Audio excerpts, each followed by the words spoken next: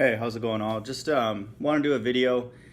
Had an interesting experience this past weekend, so I try and keep the few people that are subscribed to my channel kind of updated with my life and be as transparent as possible in the chance that somebody else is going through something similar to me, and documented fairly clearly my relationship, for lack of a better phrase, with corporate America, and how that's been very unstable, really since 2007 when I joined.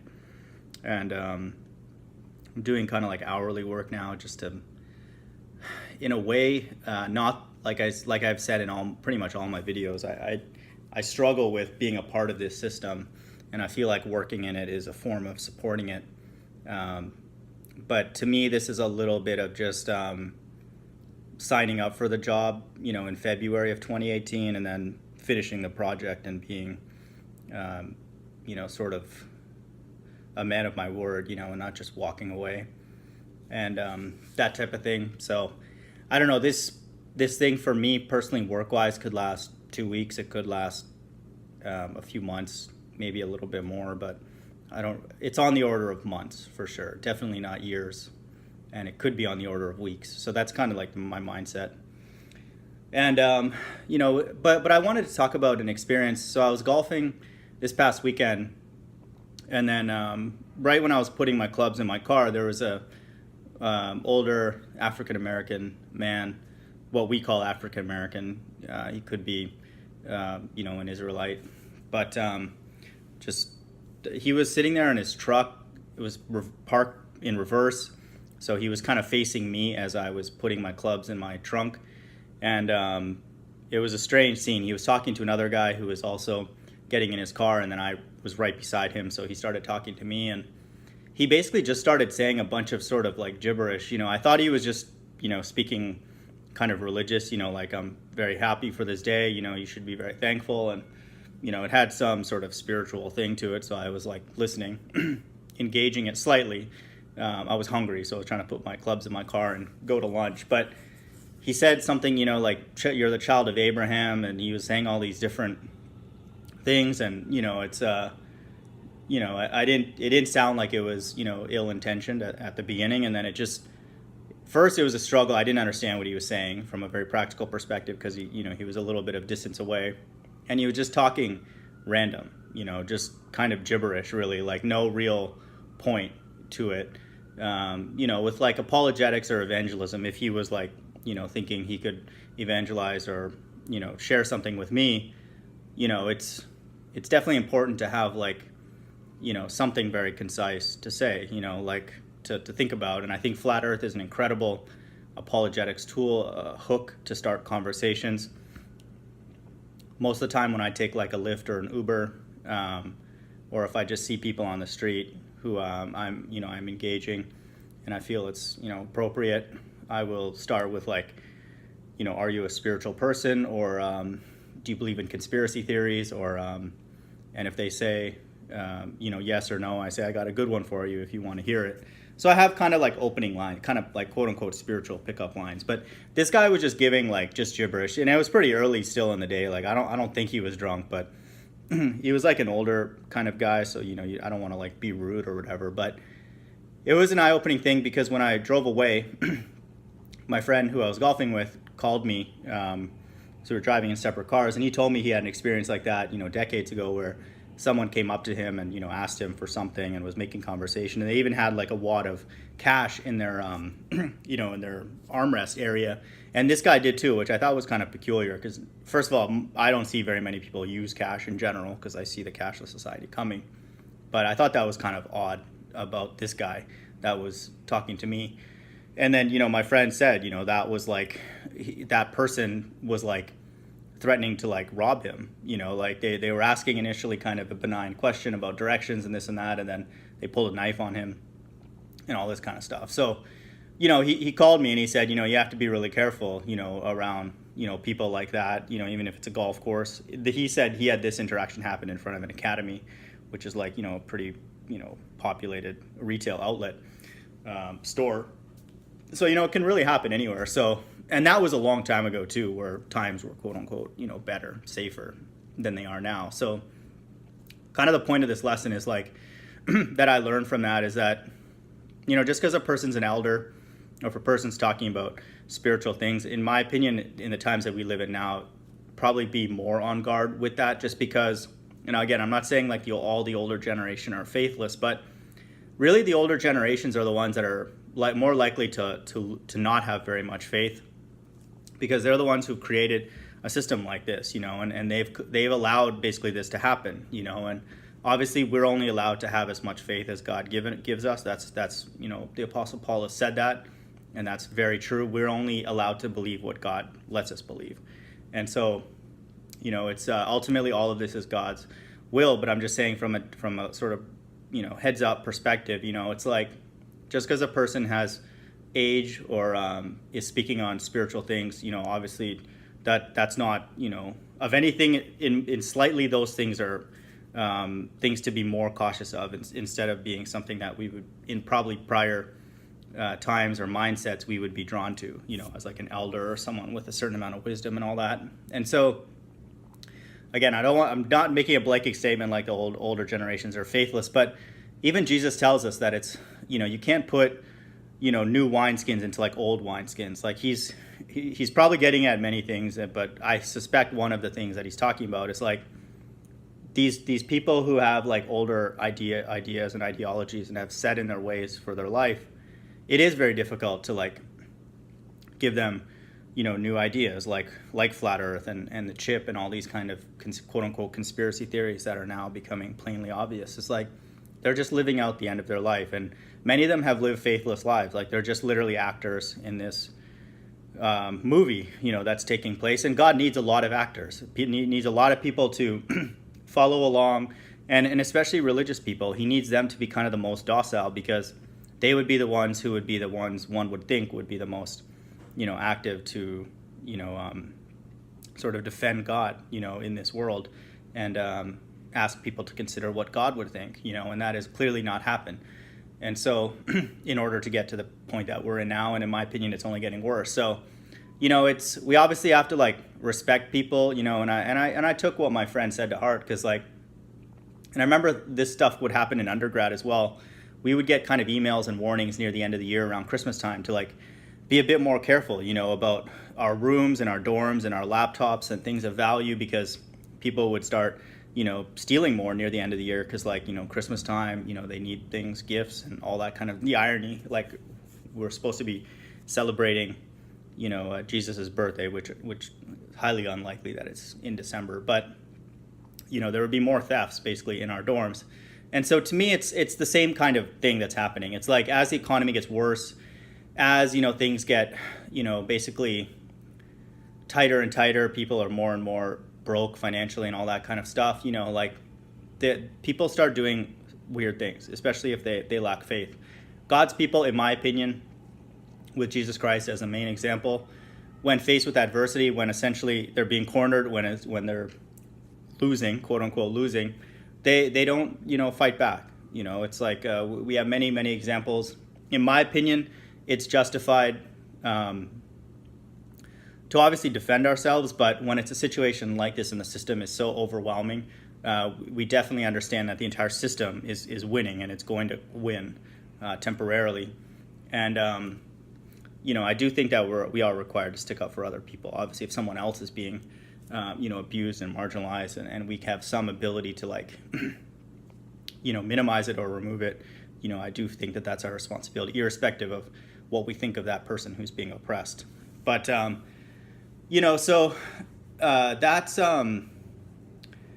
our example, and that's a very high calling and a very high standard. But to me, I just wanted to like also mention that in Revelation, America is described as having every foul and unclean spirit, being housed here. And this is the sort of center of mass for all the deception, in the world. And America and Babylon is described as being, cup in the Most High's hand. So he's using he's filling up the philosophies and the homosexuality, the sort of corporate mindset, the run, and do more, make more and more money, have more and more pleasures. That is the philosophy of America, and that is spread throughout the world in other places that typically would not be known to have those kind of ideologies. And I'm thinking India as one example. And so, we have all these spirits, here on Earth, and in particular here in America. So just as a friendly warning, like, just be careful. I don't think it would have been appropriate for me to like be rude with this person and start making fun of him, and be like, what are you talking about? Like you're just talking random gibberish. Like, I'm the child of Abraham, and he asked me if like, he mentioned his neighbor was some guy, George Thomas, who was like South Indian or something. He's like, do you know him? And I'm like, what do you mean? Like, Houston's like a huge city. Are you kidding? Like, how would I know somebody like that? And so it was kind of funny when I moved here to Houston. This is kind of a random story, but like when I moved to Houston years ago, somebody asked me, I think, or somebody that I knew who was Canadian, whether they knew somebody else from Canada. And I'm like, I can't remember actually if it was me or somebody else, but the reply was like, Canada has like 30 million people, like some people literally just, and I don't blame that person because like our education system's a joke, but I just thought that was kind of funny. So like this guy's like, yeah, my friend's Indian, and I even, never told this guy that, I was South Indian or anything. And I'm like, India's a pretty big place, and like Houston is also a big place. So just because your neighbor's Indian doesn't mean that, I know him. So this guy was like just lost, and so I don't think it would have been correct for me to be rude and sarcastic, which I definitely can be. And, that might have actually kind of spurred him on to like kind of get angry at me. So I just kind of played along, but I actually like talked to him for like maybe 30 seconds. I even mentioned to him flat Earth, and he just gave some kind of weird reply. He started talking about UFOs and stuff like that, which I was like, wow, this guy's like, again, I do believe in UFOs, that they're out there and that they're God's angels, but there's a certain way to talk about it. He started talking about Egypt and all this kind of stuff, like, and this is in 30 seconds. So, to me, it's like, it's better to like sort of keep to yourself as much as you can. I do. Even amongst my friends and my family, like unfortunately I've had to like distance myself from them because, especially when you come to the truth of flat Earth and it's becoming plainly, pardon the pun, plainly obvious that we're on a flat Earth and it's not spinning. I mean, it's a spiritual thing. When a person, if you give them all the evidence, the facts, it's obvious. You just look outside, buildings are not moving. That's preposterous. The deception's huge, obviously, but there's an explanation for that in the Bible as the narrative for one of the main sort of foundations for the end times is ball Earth was needed because it's an atheist doctrine, and all that kind of stuff. Like, it's a spiritual thing, It's like, even just this morning I was texting my friends, people around me, some videos, Russian vids, posted a video of 4 pilots that are, reaffirming that the Earth is flat. And, it's like you don't get replies, and it's like, in the very least, like if I sent them, a video of like, I don't know, LeBron James dunking or something, I would get like, wow, that's great. Or like a rap song or something, you might get a reply. But, when it comes to this, crickets, so it's a spiritual thing, so there's like more and more we're seeing that, people who are drawn to truth, again, it doesn't mean that we're righteous or we are going to heaven or God's like, we're God's favorite, or we can't, extrapolate like that. That's a non sequitur.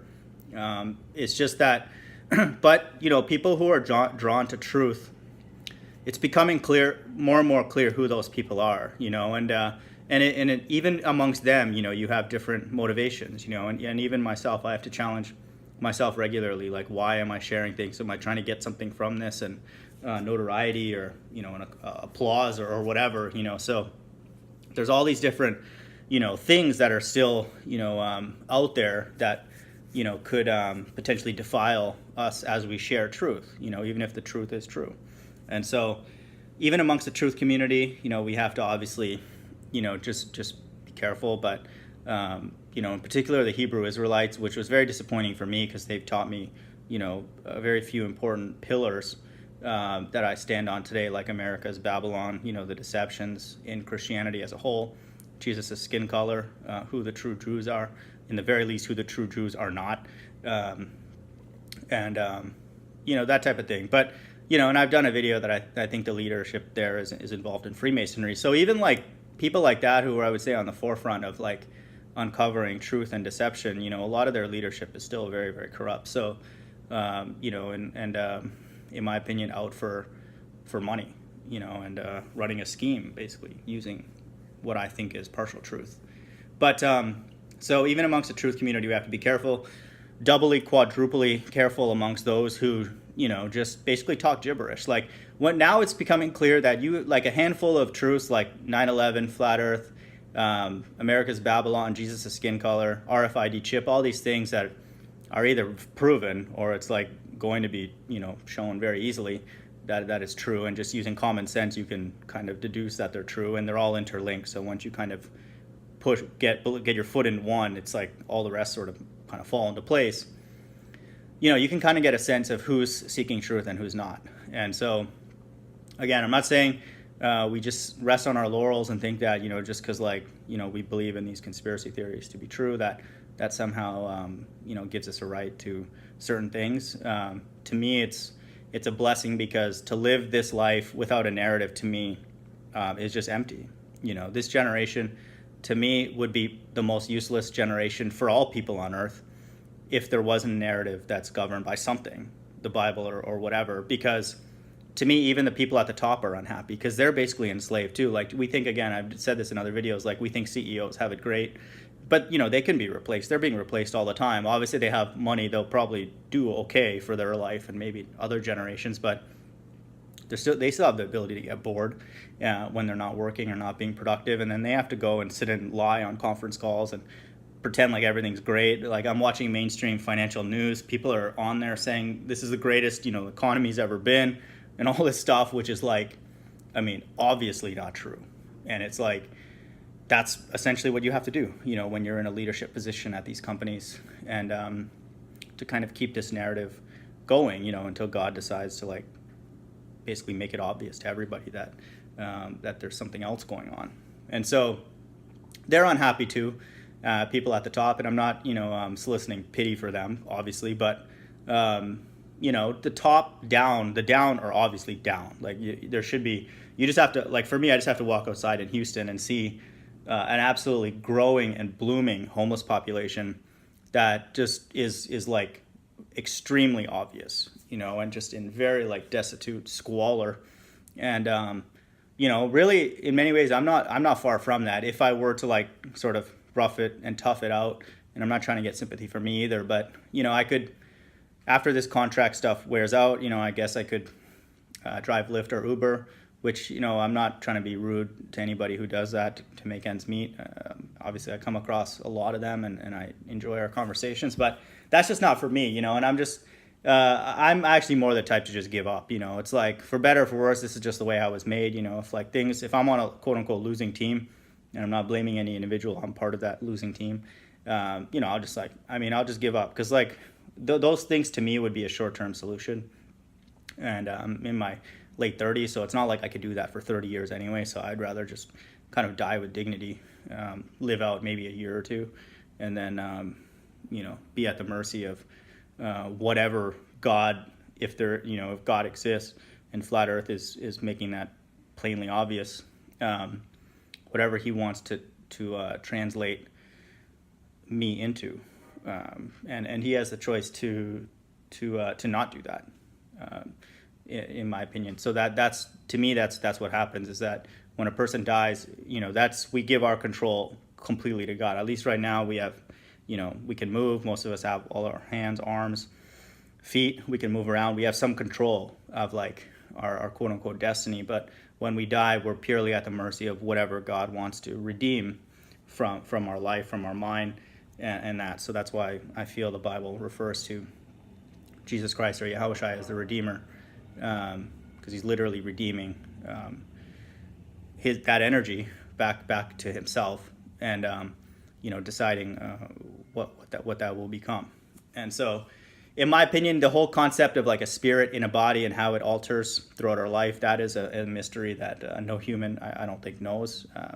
That is an amazing thing. Just sequestering a spirit in a body is an amazing thing, but how it's released and potentially translated into something else is also, you know, not comprehensible. So I leave that up to God, but I'm more of the type to just kind of exit stage left kind of thing. But so Sorry, this video got a bit longer, but just to me, it's okay to be a little bit, terse with people, especially if you're the type who's out there on the streets. There's a lot of spirits out there, and credit to those who are out there doing that street preaching, even if I don't agree with their doctrine. To me, that's a very courageous act.